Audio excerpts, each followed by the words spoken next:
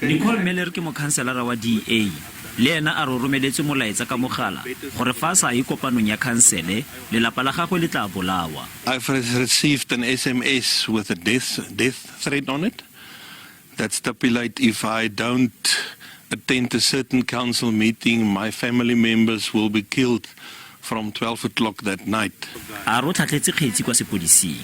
Re ka netefatsa gore kgetsi e go buiwang ka yone e butswe le gore ga ise go nne le motho yo o tshwerweng mme re santse re tsweletse dipatlisiso pele mo go yone kgetsi e. Makhanselara a mangwe lona a ne a tshosediwa.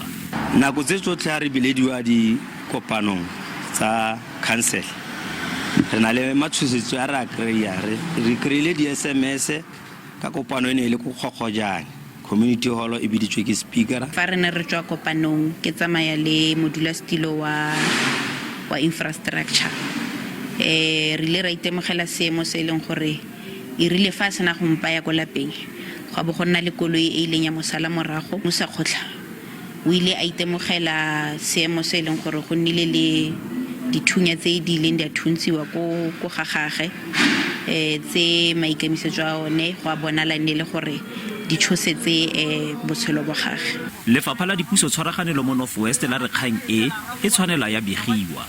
Ga go na le matshosetsi a ntseng jalo ba itse gore ba tshwantse gore ba reporte ko police stationeng e gaufi gore mapodisa ba itse bona gore ga go na le reporto ya mofuta o ba tshwantse gore ba dire.